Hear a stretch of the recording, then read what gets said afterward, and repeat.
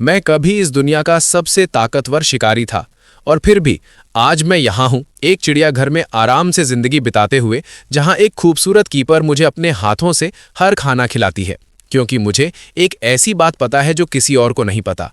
3 दिनों में आध्यात्मिक ऊर्जा की लहर पूरी दुनिया को अपनी चपेट में ले लेगी। हर जीवित प्राणी एक विशाल विकास से गुजरेगा और जब मेरा विकास होगा तो डर का कारण बनने के बजाय मैं चिड़ियाघर का वायरल सेलिब्रिटी भालू बन जाऊंगा। मेरी खूबसूरत कीपर ना सिर्फ मुझे अपने हाथों से खाना खिलाती है, बल्कि ऑनलाइन लाखों लोग मुझे थंडर बियर गॉड कहकर बुलाते हैं। अभी मैं देख रहा हूं कि एक म्यूटेटेड ग्रे वुल्फ अपने जबड़े विलो की गर्दन के चारों ओर कस रहा है और मेरी आंखें एक पल में खून जैसी लाल हो जाती हैं। अब सुरक्षित खेलने का कोई मतलब नहीं। मैं अपने अंदर उमड़ रही ताकत को रोकना बंद कर देता हूं। चेतावनी, होस्ट की भावनात्मक लहर गंभीर सीमा से ऊपर पहुंच गई है। अत्यधिक सुरक्षा की इच्छा का पता चला है। थंडर सॉवरेन सिस्टम जबरदस्ती सक्रिय हो रहा है। एक ठंडी इलेक्ट्रॉनिक आवाज मेरे दिमाग में गूंजती है और मैं, वो आलसी भालू जो मुश्किल से करवट लेना भी पसंद नहीं करता, डरावनी रफ्तार से हरकत में आ जाता हूं। जैसे ही वुल्फ किंग के पंजे विलो तक पहुंचने वाले होते हैं, मेरी काली परछाई बिजली की गड़गड़ाहट की ताकत के साथ नीचे गिरती है और वुल्फ किंग और विलो के बीच जोर से आकर टकराती है। विलो डर से आंखें फैलाए जमीन पर गिर पड़ती है। उसके सामने वो भालू, जो आमतौर पर बेहद भोला और नुकसान ना पहुंचाने वाला लगता था, अब 2 पैरों पर खड़ा हो जाता है। उसकी चौड़ी पीठ एक अडिग पहाड़ की तरह मौत और उसके बीच मजबूती से खड़ी है। मैं अपनी आंखों के कोने से पीछे सदमे में जमी लड़की की ओर देखता हूं। मेरे होठों के कोने पर जैसे एक भरोसा दिलाने वाली मुस्कान उभरती है। मैं एक ऐसी दहाड़ निकालता हूं जो आसमान को चीर देती है, सीधा वुल्फ किंग की ओर। ओए छोटे बदमाश, मेरी कीपर के साथ क्या कर रहा है? इस पल हवा तक जैसे जम और मुड़ जाती है।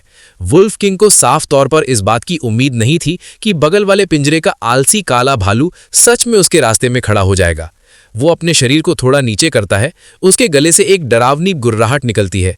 हरी लार डामर पर टपकती है। उसे गलाते हुए तेज धुएं की पतली लकीरें उठती हैं। उसकी नजरों में मेरे सामने खड़ा ये मोटा जीव बस थोड़ा बड़ा मांस का टुकड़ा है। बिना एक पल गंवाए वो बिजली की चमक की तरह मेरी ओर झपटता है। उसका निशाना साफ है, एक ही कट में मेरा गला तोड़ देना। मेरी पुतलियां तेजी से सिकुड़ती हैं। मेरी बढ़ी हुई समझ के बावजूद वुल्फ किंग की रफ्तार हैरान कर देने वाली है, लेकिन मैं पीछे नहीं हटता। मैं हट ही नहीं सकता। विलो मेरे ठीक पीछे है, एक कदम पीछे और वो मर जाएगी। वुल्फ किंग के दांत एक पल में मेरे बाएं कंधे में धंस जाते हैं।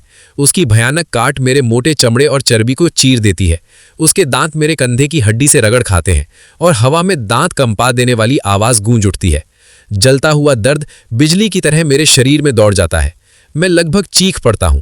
अगर मैं एक साधारण काला भालू होता तो ये काट यही लड़ाई खत्म कर देती, लेकिन मैं एक जागने वाले देवता के किनारे पर खड़ा हूं। मुझे काटना चाहते हो? ठीक है, एक बार काट लिया तो छोड़ने की उम्मीद मत करना। मेरी आंखों में एक निर्दयी चमक उभरती है।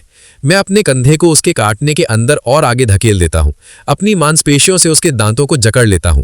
उसी समय मेरा बिना चोट वाला दाहिना पंजा ऊंचा उठता है। नीचे गिर बदमाश, मैं दहाड़ता हूं और अपने दाएं पंजे को पूरी ताकत और हवा की गर्जना के साथ नीचे लाता हूं। सीधा वुल्फ किंग की खोपड़ी पर दे मारता हूं। कोई चमकदार टेक्निक नहीं, सिर्फ शुद्ध कच्ची ताकत। एक तेज चटकने की आवाज आसपास की हर चीख को चीर देती है। ये मांस से मांस टकराने की आवाज नहीं, बल्कि हड्डी टूटने की विस्फोटक आवाज है। उसी पल हर किसी को जैसे एक झलक दिखाई देती है। मेरे पंजे पर हल्की नीली सफेद बिजली की चमक दौड़ती है। वो विशाल म्यूटेटेड वुल्फ किंग एक ही थप्पड़ से बगल की ओर उड़ जाता है और जोर से सड़क के लाइट पोल से टकराता है। वो जमीन पर दयनीय हुआ हुआ के साथ गिरता है। उसकी वो अटूट क्रूरता एक ही बार में आधी बुझ जाती है। दूर खड़ा जोई अपना फोन उठाए हुए है। उसके हाथ बुरी तरह कांप रहे हैं, लेकिन वो इस पूरे मल को रिकॉर्ड कर लेता है। उसके स्ट्रीम के कमेंट्स तुरंत फट पड़ते हैं। कोई रास्ता नहीं, उस भालू ने एक ही थप्पड़ में म्यूटेटेड वुल्फ को उड़ा दिया। ये कितना ताकतवर है। स्लोमो रिप्ले देखो, क्या उसके पंजे पर सच में बिजली थी? डिंग, जोई से प्रशंसा पॉइंट्स प्लस 500। डिंग, स्ट्रीम दर्शकों से शॉक पॉइंट्स प्लस 1000। डिंग, विलो से ग्रैटिट्यूड पॉइंट्स प्लस 1000। शुरुआती गिफ्ट पैक अपने आप वितरित किया गया। बधाई हो होस्ट, आपको एक ब्लड एसेंस सीरम प्राप्त हुआ। बधाई हो होस्ट, पैसिव स्किल प्राप्त हुआ, आयरन हाइट बिगिनर। मेरे दिमाग में सिस्टम की आवाज स्वर्गीय संगीत जैसी लगती है। जलती हुई गर्मी की एक लहर मेरे दिल में उठती है, फिर मेरे खून के साथ शरीर के हर कोने में दौड़ जाती है।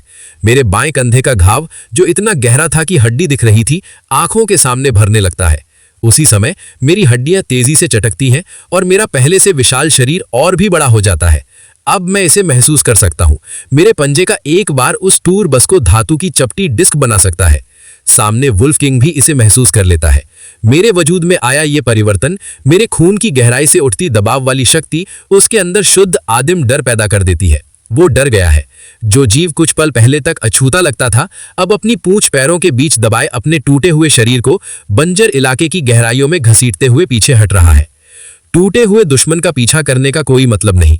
मैं जानता हूं कि इस बढ़ी हुई ताकत के बावजूद इस लड़ाई ने मुझ पर भारी असर डाला है और इसके अलावा मेरे आसपास इंसानों की भीड़ बढ़ रही है।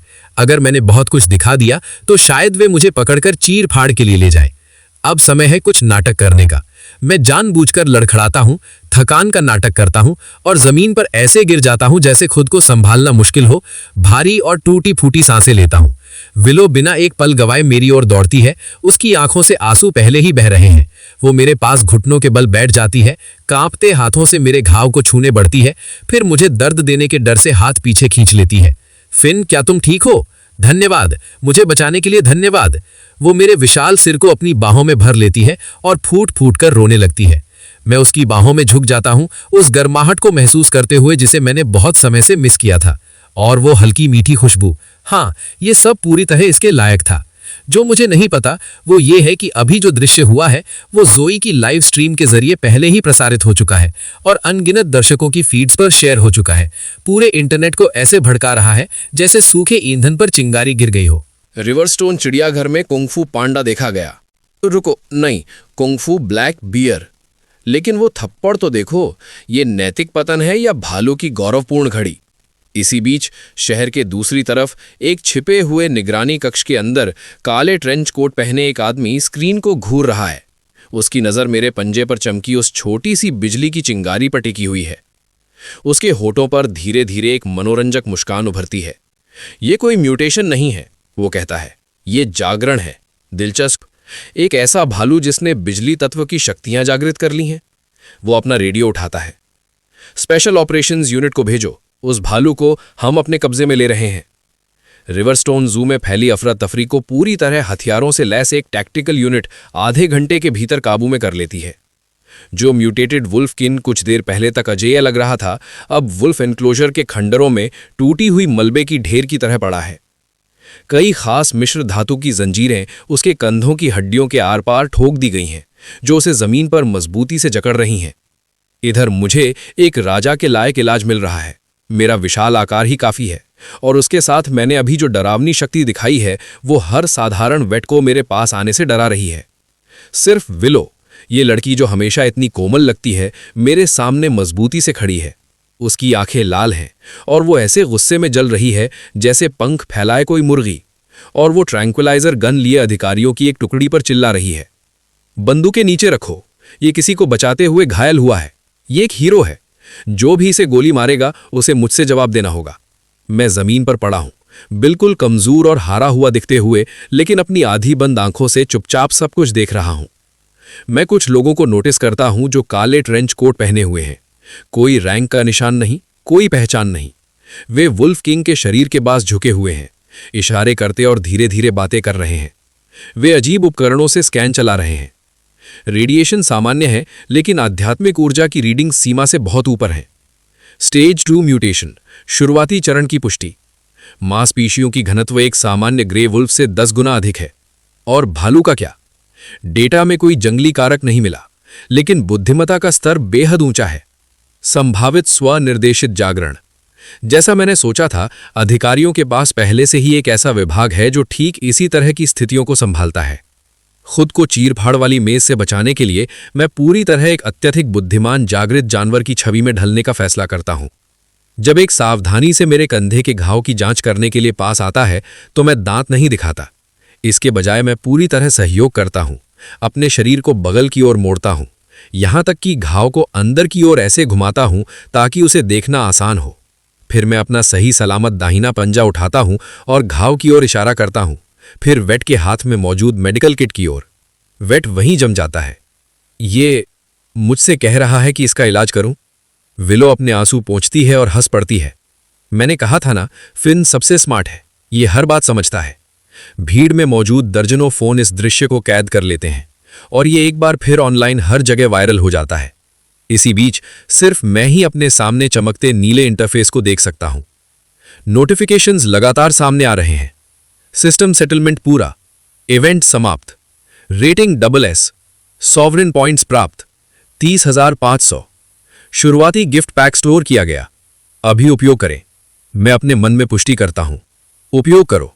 डिंग, ब्लड एसेंस सिरम इस्तेमाल किया गया।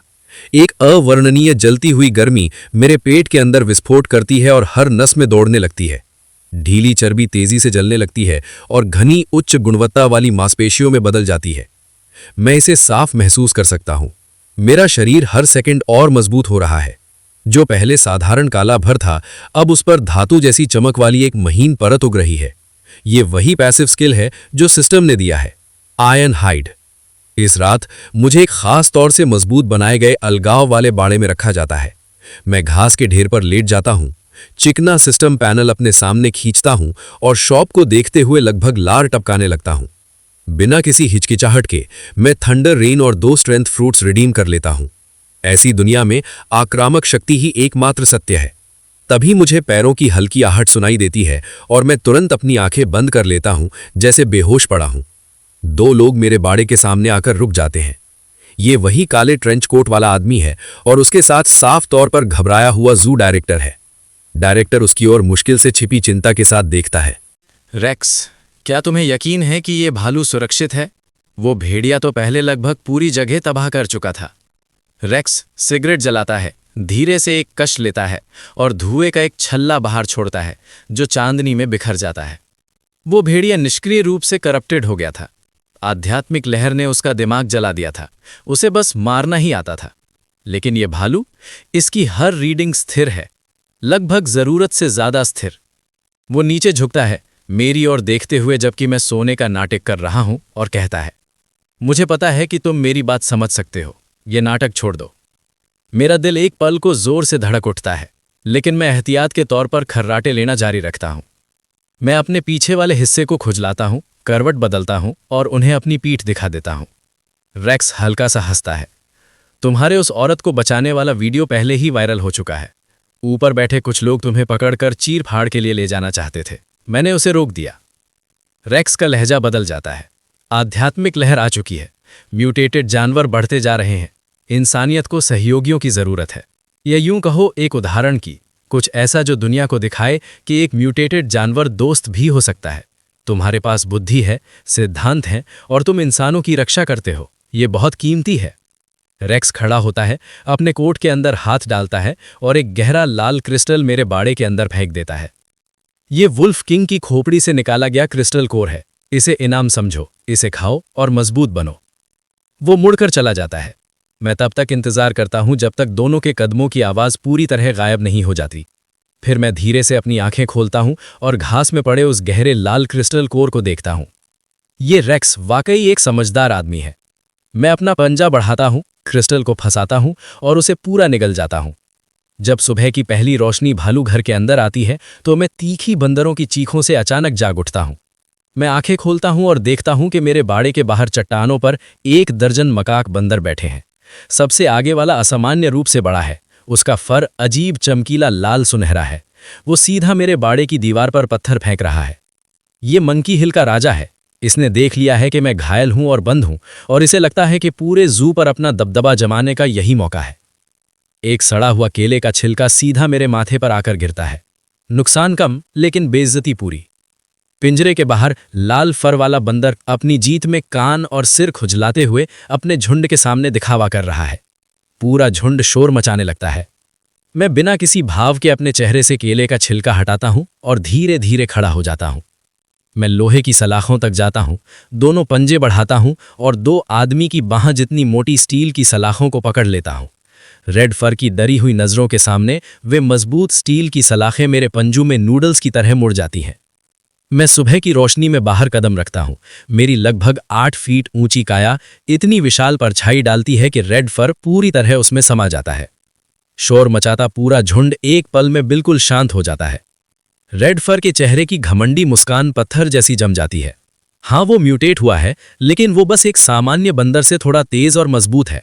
उसने कभी किसी को नंगे हाथों से स्टील की सलाखें मुड़ते नहीं देखा। रेड फर घबरा कर निकलता है। उसकी हर प्रवृत्ति उसे भागने के लिए चिल्ला रही है। मैं भीतर ही भीतर ठंडी सांस लेता हूं। मेरा विशाल शरीर चीते जैसी रफ्तार से आगे बढ़ता है। पलक झपकते ही मैं चट्टान के नीचे पहुंच जाता हूं। रेड फर चीखता है और पेड़ की चोटी की ओर भागता है। मैं अपना पंजा पेड़ के तने पर दे मारता हूं। वो पेड़, जिसे 3 लोग मिलकर बाहों में ले सकें, जोर से कांप उठता है और पत्ते बारिश की तरह गिरने लगते हैं। रेड फर की पकड़ तुरंत सुन्न पड़ जाती है। उसका हाथ फिसलता है और वो सीधा नीचे गिरता है। जमीन पर गिरने से पहले मेरा विशाल पंजा उसे पकड़ लेता है। मैं रेड फर को उसकी गर्दन की खाल से ऐसे पकड़ता हूं जैसे कोई छोटा चूजा हो और हवा में उठा लेता हूं। रेड फर बुरी तरह छटपटाता है, मेरे हाथ पर पंजे मारता है, लेकिन आयन हाइड सक्रिय होने के कारण वो सतह तक भी नहीं खरोच पाता। उल्टा उसके अपने 2 नाखून टूटकर गिर जाते हैं। रेड फर दया की भीख मांगते हुए दयनीय आवाज निकालता है। मैं उसे मारता नहीं हूं, मुझे चाहिए अधीनता और व्यवस्था। मैं रेड फर को ऊपर उठाकर कांपते हुए झुंड की ओर देखता हूं, फिर जंगली सुअरों, जेब्रा और दूसरे जानवरों की ओर जो अपने बाड़ों से देख रहे हैं। फिर मैं अपना दूसरा पंजा बढ़ाता हूं, रेड फर की ओर इशारा करता हूं, फिर जमीन की ओर। उसके बाद मैं हल्के से उसके सिर पर थपकी देता हूं। संदेश साफ है, घुटने टेक दो और मेरा अनुसरण करो। रेड फर ऐसा दिखता है जैसे उसे शाही माफी मिल गई हो। जैसे ही मैं उसे नीचे रखता हूं, वो पूरी तरह मेरे पैरों में झुक जाता है, कांपते हुए। वो एक बड़ा सा आड़ू भी निकालता है जिसे उसने छुपा कर रखा था और दोनों हाथों से मुझे अर्पित करता है। मैं आड़ू लेता हूं और जोरदार क्रंच की आवाज के साथ उसका आधा हिस्सा काट लेता हूं। तभी तेज कदमों की आवाज आती है। विलो कुछ सुरक्षा गार्ड्स के साथ दौड़ती हुई आती है। मुड़ी हुई सलाखें देखकर उसका चेहरा पीला पड़ जाता है और घबराकर पुकारती है, फिन, तुम कहां गए? फिर वो ये दृश्य देखती है। मैं चट्टानों के नीचे लॉन के बीचों बीच राजा की तरह बैठा आड़ू खा रहा हूं, जबकि रेड फर, जो पूरे जू का सबसे परेशान करने वाला जीव था, मेरे पीछे झुककर मुस्कुराते हुए सावधानी से मेरी पीठ थपथपा रहा है। विलो एक पल के लिए रुकती है, फिर जोर से हंस पड़ती है। जो तनाव वो इतने समय से ढो रही थी, आखिरकार खत्म हो जाता है। लगता है हमारा फिन सिर्फ हीरो ही नहीं, ये तो जन्मजात लेता है। अगले 3 दिनों में रिवरस्टोन जू इंटरनेट की हॉटस्पॉट बन जाता है। मेरा रोज का रूटीन, खाना, सोना, रेड फर को थोड़ा इधर उधर थप्पड़ मारना और ड्रोन कैमरों के लिए कुछ कूल पोज देना। दिखने में ये आरामदायक लगता है, असल में मैं लगातार मेहनत कर रहा हूं। हर आने वाली भीड़, हर ऑनलाइन ट्रेंडिंग हैशटैग लगातार सॉवरेन पॉइंट्स में बदल रहा है। 3 दिनों में मेरे सॉवरेन पॉइंट्स 10,000 से ऊपर पहुंच जाते हैं। मैं हर एक पॉइंट को अपनी फिजिक और स्किल्स में डाल देता हूं। जब आध्यात्मिक लहर आखिरकार पूरी तरह आएगी, मैं तैयार रहूंगा। तीसरी रात देर से चांद एक अजीब हल्के बैंगनी रंग का हो जाता है। मैं अचानक नींद से जाग उठता हूं। वही जलन फिर से शुरू होती है, लेकिन इस बार पहली बार से 10 गुना ज्यादा तीव्र। हवा में आध्यात्मिक ऊर्जा की घनता अपनी सीमा तक पहुंच गई है। यह एक ठोस धुंध की तरह है जो पूरे चिड़ियाघर को ढक लेती है। बगल वाले शेर और बाघ के बाड़े से दर्द भरी धीमी गर्जना सुनाई देती है। मंकी हिल पर बंदरों का झुंड चीख रहा है। यहां तक कि तालाब में दरियाई घोड़े भी किनारों से खुद को पटक रहे हैं। हर जानवर विकास की पीड़ा से गुजर रहा है। मैं अपने जबड़े भींचता हूं, सिस्टम से अल्टीमेट एवोल्यूशन एलेक्सर रिडीम करता हूं और वो सुनहरी शीशी मेरे मुंह में प्रकट हो जाती है। मैं उसे अपने दांतों के बीच कुचल देता हूं। ये ऐसा लगता है जैसे मेरे अंदर कोई परमाणु बम फट गया हो। सुनहरी ऊर्जा और बैंगनी आध्यात्मिक शक्ति मेरे शरीर के भीतर टकराती हैं और फिर साथ मिलकर मेरे दिल की ओर बढ़ती हैं। वहां वे सिमटकर एक अकेले सुनहरे क्रिस्टल में बदल जाती हैं। एक डीमन और बन चुका है। ये एक जातिगत छलांग है। मैं म्यूटेटेड जानवर की सीमा पार करके उससे कहीं आगे की चीज बन चुका हूं। मुझे नहीं पता ये कितनी देर तक चलता है। दर्द धीरे धीरे कम होने लगता है और उसकी जगह एक ऐसी शक्ति का एहसास ले लेता है जैसा मैंने पहले कभी महसूस नहीं किया। मैं अपने पैरों पर खड़ा हो जाता हूं। मैं अपने भीतर उमड़ती शक्ति को साफ महसूस कर सकता हूं।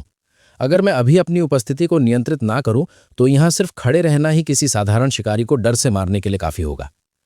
अचानक मुझे कुछ ऐसा सुनाई देता है जो यहां नहीं होना चाहिए। पीछे वाले गेट की साइड से कदमों की आवाज।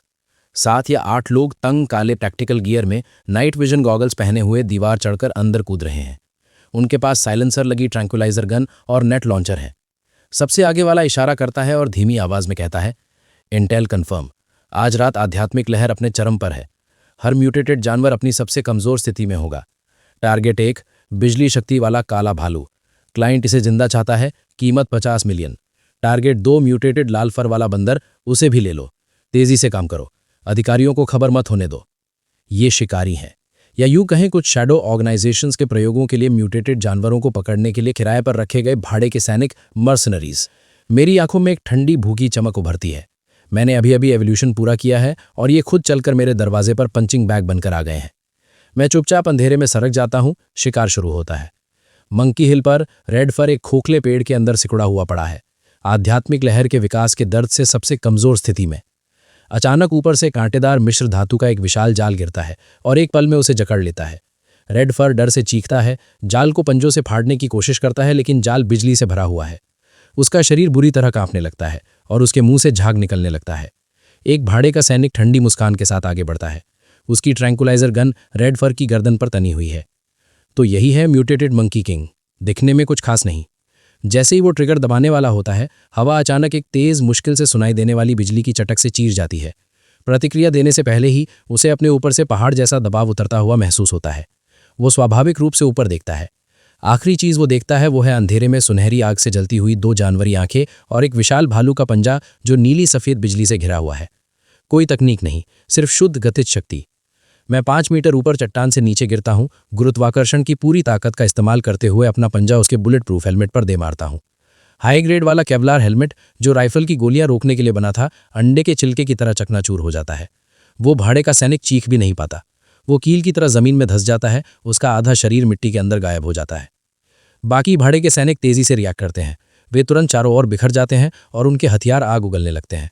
लेकिन जैसे ही वे गोली चलाते हैं, मैं पहले ही गायब हो चुका होता हूं। अब मैं एक हाथ से चट्टान की दीवार से विशाल छिपकली की तरह चिपका हूं और दूसरे हाथ से बिजली से चमकती 3 थंडर ब्लेड्स निकालता हूं। ये थंडर रेंड स्किल का लंबी दूरी वाला उपयोग है। 2 भाड़े के सैनिकों की बाहें एक पल में साफ कटकर अलग हो जाती हैं। घाव पूरी तरह काले पड़ चुके हैं। खून की एक बूंद भी नहीं बहती क्योंकि गर्मी ने छूते ही उन्हें जला दिया है। इस पल मैं अब चिड़ियाघर का क्यूट सा भालू नहीं हूं, मैं शिकारी हूं। इस कंक्रीट के जंगल का सबसे ताकतवर अवेकन शिकारी।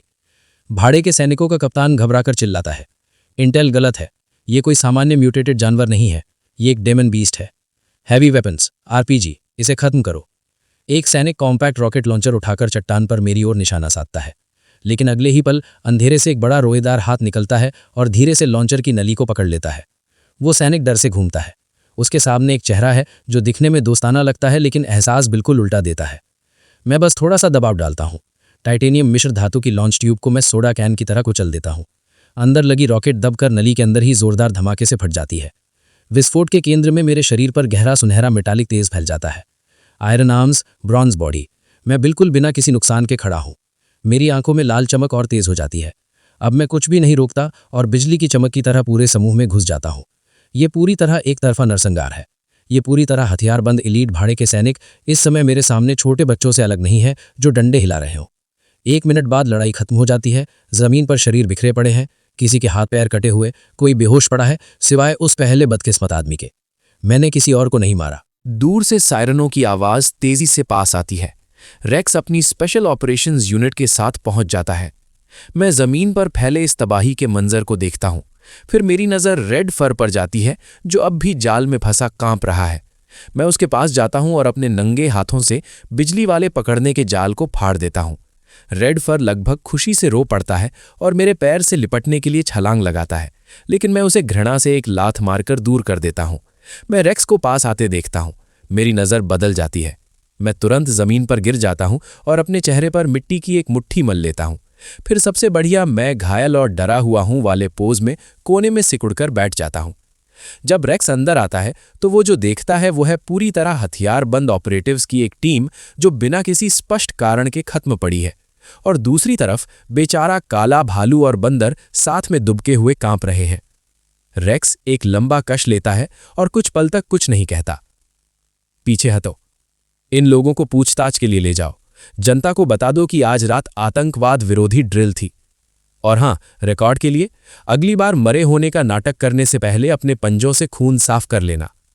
मैं अजीब तरह से अपने खून लगे पंजे को पीठ के पीछे छुपाने की कोशिश करता हूं और मासूमियत से पलकें झपकाता हूं। रेक्स सिर हिलाता है, लेकिन उसकी आंखों में हल्की सी मनोरंजन की चमक है। अच्छा काम। मैं काफी समय से उस गिरोह से निपटना चाहता था। अगर पिछली रात खून और अंधेरे की थी, तो आज का दिन सूरज का है। एक रात की इमरजेंसी मरम्मत के बाद रिवरस्टोन जू दोबारा खुलने की घोषणा करता है। सुबह 9 बजे तक भालू घर के बाहर भीड़ बहुत बड़ी हो चुकी है। विलो ने आज हल्का मेकअप किया है और नई यूनिफॉर्म पहनी है। वो हवा में तैर रहे हाई डेफिनेशन लाइव स्ट्रीम ऑर्ब की ओर बोलती है, हेलो एवरीवन, मैं आपकी होस्ट और फिन की कीपर विलो हूं। जो आप अभी देखने वाले हैं वो हमारे जू का सबसे बड़ा खजाना है। एकमात्र फिन जिसने सिर्फ 2 दिन पहले वुल्फ किंग को जमीन में गाड़ दिया था। कैमरा चट्टानों वाले प्लेटफॉर्म की ओर घूमता है। मैं वहां दुनिया के सबसे स्टाइलिश पोज में आराम से लेटा हुआ हूं, एक खास मजबूत बनाई गई लाउंज चेयर पर फैला हुआ। पिछली रात के एवोल्यूशन के बाद मेरी लंबाई अब 10 फीट से भी ज्यादा हो चुकी है और मेरा काला फर रेशम की तरह चिकना है। लाइव स्ट्रीम के साथ खेलते हुए मैं दुनिया को दिखाने का फैसला करता हूं कि सच में बुद्धिमान प्राणी कैसा दिखता है। जब ड्रोन कैमरा मेरे करीब आता है तो मैं किसी सामान्य जानवर की तरह उस पर झपटता या घबराता नहीं हूं। मैं शांति से अपना दाया पंजा उठाता हूं और लेंस की तरफ पी साइन बनाता हूं। स्ट्रीम पूरे 3 सेकंड के लिए बिल्कुल शांत हो जाती है। फिर कमेंट्स फट पड़ते हैं। कोई रास्ता नहीं, ये पी साइन बना रहा है। स्क्रीनशॉट, स्क्रीनशॉट, ये इतिहास में दर्ज होगा। ये सच में सामान्य सीमा से ऊपर जा चुका है। तो फिर ये नियम गया कि जानवर देवता नहीं बन सकते। डिंग, स्ट्रीम दर्शकों से शॉक पॉइंट्स प्लस 2000। डिंग, प्रशंसा अंक प्लस 3000। मैं अपने दिमाग में लगातार बजती इन आवाज़ों को सुनता हूं और खुशी की एक लहर महसूस करता हूं। ये कोई लाइव स्ट्रीम नहीं है, ये सॉवरेन पॉइंट्स इकट्ठा करने का ऑपरेशन है। जैसे ही स्ट्रीम अपने चरम पर होती है और गिफ्ट्स बरसने लगते हैं, सब कुछ बदल जाता है। पास के रेप्टाइल हाउस से एक जोरदार धमाका होता है। जमीन कांप उठती है और विजिटर्स लड़खड़ा जाते हैं।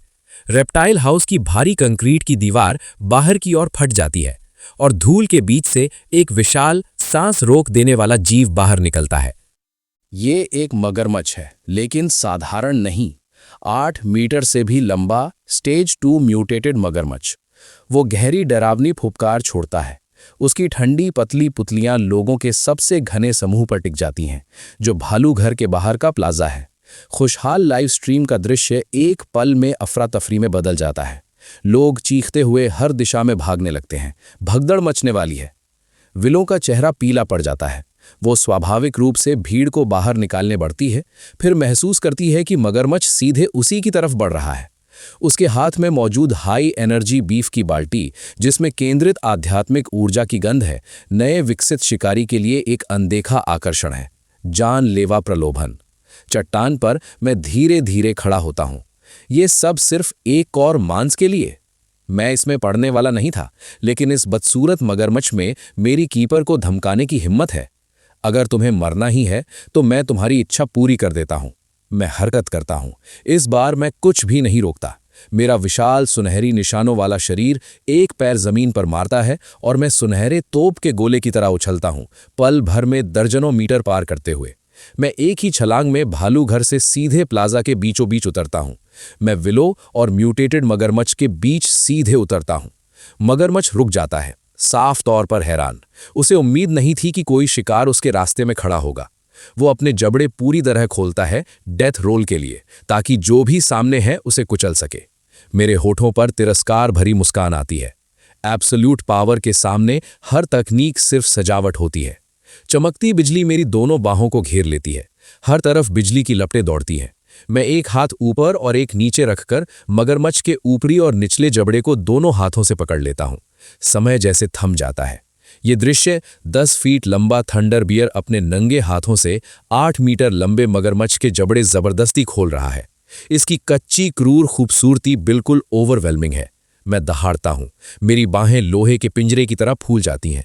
मैसिव इलेक्ट्रिकल करंट मगरमच्छ के मुंह से उसके पूरे शरीर में दौड़ जाता है। ये करंट एक पल में उसके नर्वस सिस्टम को लकवाग्रस्त कर देता है। उसकी वो प्रसिद्ध काटने की ताकत पूरी तरह खत्म हो जाती है। फिर मैं मगरमच्छ को ऊपर घुमाता हूं, उसकी पूंछ पकड़ता हूं और उसे पास के कंक्रीट प्लांटर पर दे मारता हूं। उसकी खाल चाहे जितनी भी मजबूत हो, लेकिन इस तरह के जंगली प्रहार के नीचे उसके अंदरूनी अंग पहले ही चकनाचूर हो चुके हैं। मैं उसे फटे हुए बोरे की तरह घुमाता रहता हूं, जब तक कि वो कभी डरावना रहा म्यूटेटेड मगरमच्छ पूरी तरह शांत होकर मरे हुए कुत्ते की तरह ढह नहीं जाता। मैं उसकी लाश पर खड़ा हूं। बिजली मेरे पूरे शरीर के चारों ओर ऐसे घूम रही है जैसे मैं देवता और दामन के बीच की कोई सत्ता हूं। मैं धीरे धीरे कैमरे की ओर देखता हूं। मेरी आंखें ठंडी और कमांडिंग है। इस पल पूरा इंटरनेट फट पड़ता है और इस चमकती धूप वाली सुबह थंडरबियर गॉड नाम पूरी दुनिया में गूंज उठता है। लड़ाई के 10 मिनट बाद जू डायरेक्टर के ऑफिस में माहौल अजीब है। डेस्क के एक तरफ स्पेशल ऑपरेशंस यूनिट का प्रमुख रेक्स बैठा है, दूसरी तरफ एक भालू बैठा है। मैं एक मजबूत ओवरसाइज्ड कुर्सी पर सीधा बैठा हूं, हाथ में प्रीमियम सोडा की बोतल लिए, और बड़ी आसानी से ढक्कन घुमाकर खोलता हूं और उसे गटक जाता हूं। फिर मैं एक जोरदार कार्बोनेटेड डकार छोड़ता हूं। विलो घबराहट के साथ मेरी बगल में खड़ी है, एकमात्र अनुवादक के रूप में। रेक्स सबसे पहले खामोशी तोड़ता है। मिस्टर फिन, क्या मैं आपको इसी नाम से बुला सकता हूं? मैं बोतल नीचे रखता हूं और हल्का सा सिर हिलाता हूं। कमरे में बैठे 2 एक्सपर्ट्स लगभग अपनी कुर्सियों से उछल पड़ते हैं, एक भालू को जवाब में सच में सिर हिलाते देख। सबकी स्तब्ध नजरों के बीच मैं अपना पंजा बढ़ाता हूं और स्क्रीन पर बड़े बड़े अक्षरों में लिखता हूं, शर्तें। रेक्स की पुतलियां हल्की सिकुड़ जाती हैं। ये लिख सकता है, ये सिर्फ बुद्धिमत्ता नहीं है, ये तो इंसानी शिक्षा की निशानी है। रेक्स अपने अंदर उठते तूफान को संभालता है और गंभीर हो जाता है। ठीक है, शर्तें। तुमने अपनी कीमत साबित कर दी है, हम तुम्हें आधिकारिक दर्जा देने के लिए तैयार हैं। अपनी मांगे बताओ। मैं लिखता हूं, 1 मांस, बहुत सारा, म्यूटेटेड जानवरों का मांस। 2 आजादी, कोई चीर-फाड़ नहीं, कोई पिंजरा नहीं। 3 रक्षक, मैं विलो की ओर इशारा करता हूं। विलो स्क्रीन पर लिखे शब्दों को देखती है और उसकी आंखें तुरंत लाल हो जाती हैं। रेक्स विलो की ओर देखता है और गंभीरता से सिर हिलाता है। मंजूर है। विलो को सीधे स्पेशल ऑपरेशंस यूनिट में सिविलियन अधिकारी के रूप में रखा जाएगा। उसे राष्ट्रीय स्तर की सुरक्षा मिलेगी, वो मेरी संपर्क अधिकारी होगी। उसे छूना मतलब एम्पायर को छूना। मैं मुस्कुराता हूं, ये अलग प्रजातियों के बीच की बातचीत उम्मीद से कहीं ज्यादा आसान रही। लेकिन जैसे ही मैं आधिकारिक दर्जा मिलने की संतुष्टि महसूस कर रहा होता हूं, रेक्स प्रोजेक्टर चालू करता है। दीवार पर एक सैटेलाइट मैप दिखाई देता है। रेक्स नक्शे पर गहरे लाल बैंगनी रंग से जल रहे एक क्षेत्र की ओर इशारा करता है। पिछली रात की आध्यात्मिक लहर के बाद हमारे सैटेलाइट्स ने इस क्षेत्र में भारी थर्मल गतिविधि दर्ज की है। ऊर्जा उतार चढ़ाव के विश्लेषण के आधार पर वहां एक असली बीस्ट किंग उभर रहा है और ऐसा लगता है कि वो सीधे रिवरस्टोन सिटी की ओर एक बीस्ट टाइड इकट्ठा कर रहा है। मैं उस क्षेत्र को घूरता हूं, मेरी आंखों की सहजता गायब हो जाती है। मैं उसे महसूस कर सकता हूं, उस दिशा से आती एक जानी पहचानी और बेहद अप्रिय मौजूदगी। भेड़िया, कुछ और पुराना, ज्यादा जंगली और बदले की गंध से भारी। Ding, main quest triggered, beast tide की प्रस्तावना। एक नया वुल्फ किंग उभर रहा है। यह अनगिनत म्यूटेटेड जानवरों का नेतृत्व करेगा और एक मानव शहर को तबाह कर देगा। थंडर बियर गॉड के रूप में होस्ट को बीस्ट टाइड पूरी तरह बनने से पहले निर्णायक हमला करना होगा। मिशन इनाम, skill unlock, thunder domain, shape shift herb का सुराग। मेरी आंखें तुरंत चमक उठती हैं। इसका मतलब है कि मैं शायद फिर से इंसान बन सकता हूं, चाहे थोड़ी देर के लिए ही सही। मैं तुरंत खड़ा हो जाता हूं और लड़ने की भावना से भरी दहाड़ निकालता हूं। इसे हो गया समझो। रिवरस्टोन सिटी की रात सामान्यतः नियॉन रोशनी और ऊर्जा से भरी होनी चाहिए, लेकिन अभी एयर रेड सायरन हर आवाज को दबा रहे हैं। ये कोई ड्रिल नहीं है, ये अधिकतम स्तर का रेड अलर्ट है। जू के मजबूत ऑफिस के अंदर माहौल भारी है। रेक्स दीवार पर लगी बड़ी स्क्रीन को घूर रहा है।